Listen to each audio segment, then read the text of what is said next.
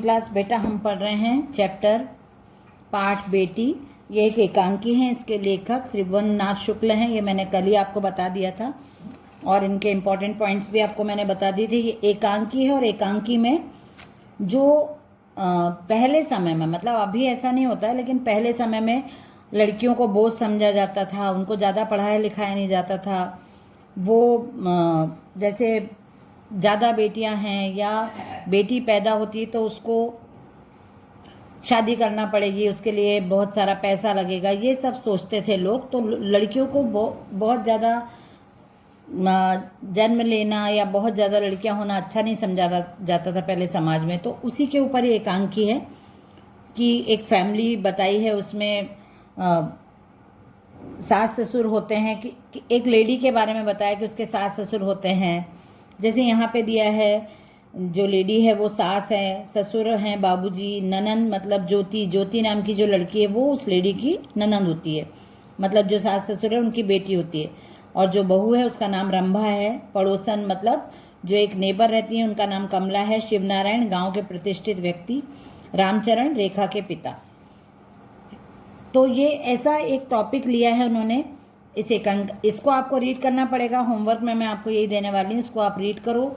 जब तक आप रीड नहीं करोगे, मैं यदि एकांकी आपको वर्ड टू वर्ड यहाँ पे क्लास में, ऑनलाइन क्लास में रीड करके बताऊंगी तो भी आपको समझ में नहीं आएगी, क्योंकि यहाँ पे डायलॉग्स हैं सबके। यहाँ पे माँ बहू, जो शिवनारायण जी हैं, जो ज्योति है ननंद जो बनी हैं, उनके डायलॉग्स हैं। तो जब तक आप खुद रीड नहीं करोगे डायलॉग्स तो आपको चैप्टर भी समझ में नहीं आएगा और टॉपिक क्या चल रहा है वो समझ में नहीं आएगा। ये यहाँ पे उन्होंने एकांकी में टॉपिक लिया है बेटी और बेटे के अंतर को ख़त्म करने, मतलब बेटी और बेटे के अंतर को जो समाज में मतलब समाज में एक बुरी प्रथा के रूप में इस चीज़ को माना जाता था पहले। अभी तो ऐसा कुछ नहीं है, अभी सब बेटी हो या बेटा हो, बेटे को बहुत ज़्यादा महत्व दिया जाता था, उसको ही पढ़ाया लिखाया जाता था। घर में कुछ अच्छा बना है तो उसको दिया जाता था और सब कुछ बेटे के लिए अच्छा पेरेंट्स करते थे, सब कुछ उसको देना चाहते थे, सुख सुविधा सब। और बेटी को, क्योंकि इसको दूसरे घर में जाना है तो इसको काम सिखाया जाता था, उसको कम पढ़ाया जाता था।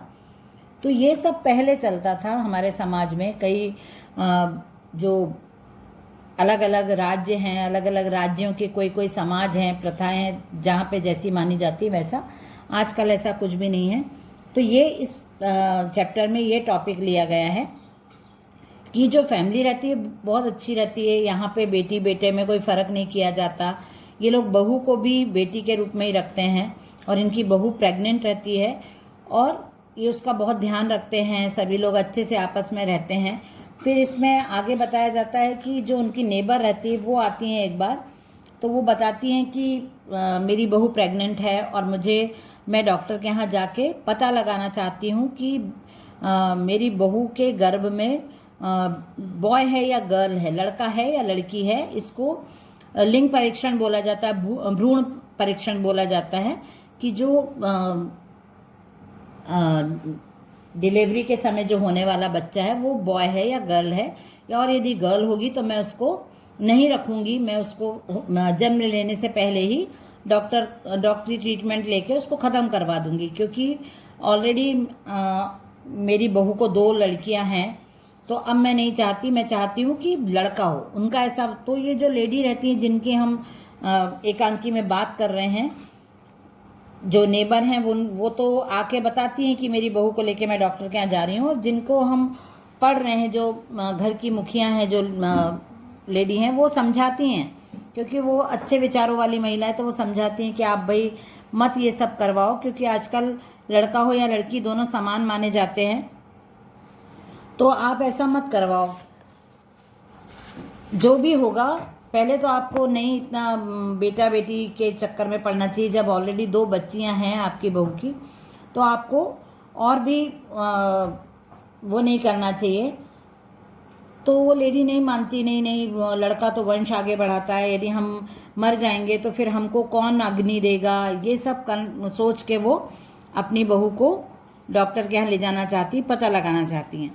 तो यहाँ पे इस पैराग्राफ को मैं रीड करूँगी। इस पैराग्राफ में आप देखना कि इस पैराग्राफ में उन्होंने समझाया है लेडी ने अपनी नेबर को कि क्यों आप भ्रूण परीक्षण मत करवाओ या बेटी और बेटे के अंतर को आप ख़त्म करो। वो बोलती, तुम्हारी जैसी सोच के कारण आज बेटियों की जन्म दर इतनी कम होती जा रही कमला। अरे बेटियां तो हमारे देश का गौरव हैं, जरा अपने आसपास दृष्टि तो डालो। अपने हौसलों की उड़ान से बेटियां अब आकाश छूने लगी हैं। बेटी आजकल क्या नहीं कर सकती कमला बहन, हमारे देश में तो देखो क्या क्या कर रही हैं बेटियां।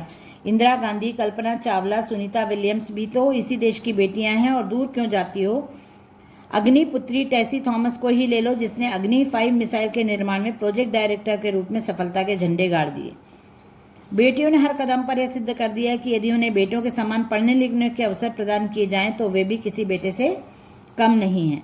हमारे देश का गौरव है बेटियां। थोड़ा अपना इतिहास, वेद और पुराण भी तो देखो। और फिर सरकार भी कितनी योजनाएं चला रही हैं बच्चियों की पढ़ाई से लेकर शादी तक के लिए। वो समझाती हैं कि आजकल बेटा बेटी में क्या अंतर है। यदि आप अपनी बेटी को भी उतना ही पढ़ाओगी तो बेटी भी अपने बेटे के बराबर पढ़ेगी, वो भी सब काम कर सकती है। वो भी सब काम कर सकती है। वो भी, जो भी लड़का पढ़ाई करता है, नौकरी करता है, ऐसा कौन सा काम है जो बेटियां नहीं कर सकती। वो उदाहरण देती है, इंदिरा गांधी है, सुनीता विलियम्स है। और यदि हम प्राचीन समय में भी जाएं, यदि हम पुराने इतिहास भी देखें तो इतिहास में भी जितनी जैसे जो महाराजाओं, राजाओं महाराजाओं का जो समय था, या हमारे जो पौराणिक समय जो था, धार्मिक जो काल चला था, जैसे भक्ति काल वगैरह, या जो भी सतयुग का समय, सनातन जो मान्यताएं चली आ रही, उसमें भी यदि आप जाके देखो तो भारतीय इतिहास में आप देखो तो भारतीय स्त्रियों ने, जैसे ब्रिटिश काल में भी जब आंदोलन वगैरह हुए थे भारत आज़ाद करने के लिए, जो नेता लोग कर रहे थे, उसमें भी बहुत सारी ऐसी लेडीज़ थी जिन्होंने आंदोलनों में बढ़ चढ़ के भाग लिया था, भारत को आज़ाद कराने के लिए बहुत ज़्यादा काम किए थे, और घर गृहस्थी संभालते हुए वो ये सब करती थी। या आप रानी लक्ष्मीबाई को ले लो, दुर्गावती को ले लो। ये जो आपने फिल्में भी देखी होंगी, उसमें भी स्त्रियों के काम को बताया है, लड़कियों के महत्व को स्पष्ट किया। पहले भी ये सब नहीं था, पहले लड़कियों को भी उतना ही महत्व दिया जाता था, पर बीच का कुछ समय ऐसा आया जिसमें लड़कियों को बोझ समझा जाता था, दूसरे घर में जाने वाली हैं, उनको काम सीखना चाहिए, उनको बड़ों की रिस्पेक्ट करना चाहिए, घूंघट रखना चाहिए। ये सब प्रथाएं जो समाज द्वारा चलाई गई थी, इनकी वजह से कुछ समय में ऐसा लड़कियों के साथ व्यवहार होने लगा था। लेकिन बाद में फिर अभी जब लड़की की बहुत दर कम होने लगी हमारे देश में भी, क्योंकि हमको सबको ये सब पता है कि यदि हमारे समाज को, संसार को चलायमान रखना है, आगे चलाते रहना है निरंतर बिना किसी व्यवधान के, तो स्त्री ही आगे बढ़ाने का काम, समाज को आगे बढ़ाने का काम कर सकती है। वो भी बराबरी की भागीदारी है इस समाज के निर्माण में और देश के निर्माण में, व्यक्तित्व के निर्माण में। तो ये सब सोच के ही गवर्नमेंट ने भी अपनी तरफ से बहुत सारे ऐसी योजनाएं, ऐसी छूट दी है, ऐसी बहुत सारे नियम बनाए हैं जिसमें लड़कियों की फ्री पढ़ाई हो या स्कॉलरशिप दी जाती है। उनको योजनाएं के तहत गरीब से गरीब या किसी भी प्रकार के जो समुदाय हैं, उनकी लड़कियों की शादी करना और उनको हर प्रकार की एजुकेशन देने के लिए बहुत सारी स्कीम्स गवर्नमेंट की तरफ से दी गई हैं, चालू की गई हैं। तो अब इस समाज में ऐसा सब नहीं हो रहा है कि लड़कियों को कम माना जाए। ये सब इस पार्ट में पूरा यही बताया गया है। फिर उसके बाद वो समझाती हैं, और फिर एक और कोई रहते हैं जो शिवचरण और रामचरण नाम के व्यक्ति बताए हैं, वो भी परेशान है अपनी बेटी की शादी को लेके। उनकी तबीयत खराब रहती तो वो आके इनके घर में बताते हैं, जो सर रहते हैं, अंकल रहते हैं, उनसे बात करते हैं कि मैं मेरी बेटी की शादी करना चाहता हूँ, मैं चाहता हूँ कि बस उसकी शादी कर दूँ क्योंकि मेरी तबीयत ठीक नहीं रहती। तो ये सब बातें तो वो अंकल भी, सर भी जो समझाते हैं अपने मित्र को कि आप शादी करने की जल्दी कर रहे हो, पहले उसको अपनी पूरी पढ़ाई करने दो, ताकि वो आगे आने वाले समय में अपने परिवार को, अपने गृहस्थी को अच्छे से चला सके, अपने बच्चों को अच्छा शिक्षित कर सके, अपने बच्चों की शिक्षा में सहयोग प्रदान कर सके। तो ये सब ऐसे लोग अपने नेबर को समझाते हैं। तो एक समय ऐसा आता है कि जो आंटी समझाती हैं जो अपनी नेबर को, वो भी समझ जाती है कि हाँ, भ्रूण हत्या पाप होता है, गलत होता है, और जो भी बच्चा होगा मेरी बहू की डिलीवरी में, वो मेरे लिए अच्छा रहेगा और वही मैं मान्य करूँगी। और जो सर रहते हैं वो अपने मित्र को समझाते हैं, तो वो भी मान जाते हैं कि अपनी बेटी को मैं पढ़ाऊँगा लिखाऊँगा और इसकी शादी नहीं करूँगा अभी। और अंकल बोलते हैं कि आप मत घबराइए, आपकी बेटी की शादी में हम सब सहयोग करेंगे, क्योंकि वो हमारे पूरे गांव की बेटी है, आपकी अकेली की नहीं है। बहुत सारी योजनाएं हैं जो गवर्नमेंट के द्वारा चलाई जाती हैं, उनका हम फ़ायदा उठा सकते हैं, उनका लाभ लेके हम अपनी बेटी की शादी कर सकते हैं, लेकिन सबसे पहले उसको आप पढ़ाइए। तो ये सब होता है इनके घर में। तो ऐसे करके जो परिवार रहता है वो बहुत अच्छे सुलझे हुए विचारों वाला रहता है, सबके लिए अच्छे विचार रखता है। इसलिए वो अपने जो रिश्तेदार होते हैं या जो अड़ोसी पड़ोसी भी रहते हैं, उनको भी अच्छी शिक्षा देते हैं, उनको भी अच्छी सीख देते हैं, अच्छा समझाते हैं, जिससे उनके विचार भी अच्छे विचारों में परिवर्तित होते हैं। तो ये पेज नंबर हमने 81, 82, 83, 84, सॉरी 81 तो नहीं, हाँ 82 से स्टार्ट हुआ, 84, 85 तक हमने पढ़ लिया।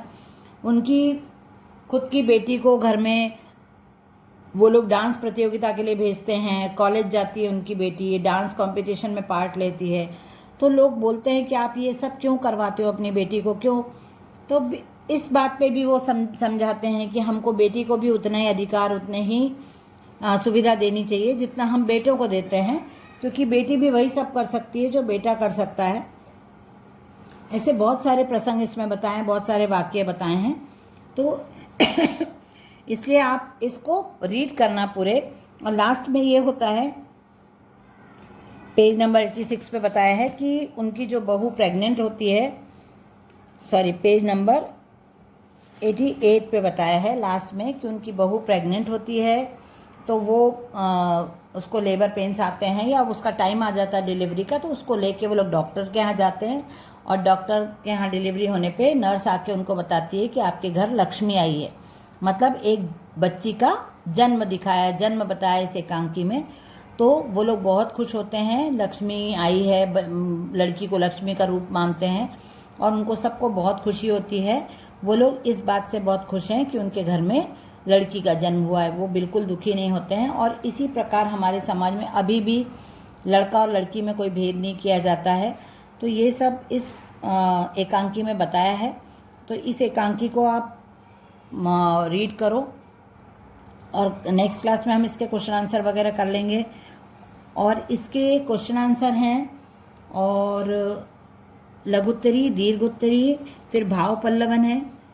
तो भाव पल्लवन में तो ये एकांकी है, तो इसमें भाव पल्लवन में जो सेंटेंस हैं वो किसी के द्वारा मतलब संवाद टाइप के हैं वो, तो इसका कोई भाव पल्लवन करने का हमको मीनिंग नहीं होता है। कैसे कैसे दिन आ गए, बहू को अपनी बेटी क्यों नहीं समझते लोग। तो ये तो किसी ने किसी के द्वारा बोला हुआ वाक्य है ना, तो ये अपने अपने विचार यहाँ पे दिए हैं, तो इसको हमको कोई समझाने की ज़रूरत नहीं है। हर कार्य के लिए एक समय नियत होता है, उसे तभी किया जाए तो अच्छा है। ये सिंपल सी चीज़ है कि नियत समय पर यदि हम काम करते हैं तो वो काम संपूर्ण होता है, सफल होता है, और आगे आने वाला जो हमारा समय है वो व्यर्थ नष्ट नहीं होता है। एक प्रत्यय जोड़कर नए शब्द बनाइए। समाज में यदि आप एक जोड़ते तो सामाजिक बन जाता है, धर्म में यदि एक जोड़ते तो धार्मिक बन जाता है, संस्कृति में यदि एक जोड़ते तो सांस्कृतिक बन जाता है, राजनीति राजनीतिक, परिवार पारिवारिक। उचित विराम चिन्ह लगाइए, ये आपको अपने आप करना है। तो ये निम्नलिखित मुहावरों का वाक्य में प्रयोग कीजिए। आकाश चूमना, सफलता प्राप्त करना। झंडे गाड़ना, अपनी योग्यता को प्रदर्शित करना। लोहा मानना, किसी की योग्यता को स्वीकार करना या किसी के किए हुए काम की सराहना करना। दांतों तले उंगली दबाना, आश्चर्य करना। मन जीतना, मन जीतना तो किसी को खुश करना और क्या। आंखों पर पर्दा पड़ना, भ्रमित होना, सिर चढ़ाना, किसी को ज़्यादा छूट दे देना या किसी को किसी की तरफ ध्यान न देना, मतलब उसको बिल्कुल छोड़ ही देना। तो ये हो गया हमारा आज का चैप्टर, कंप्लीट हो गया है। अब आप इसको रीड करिए। बाय।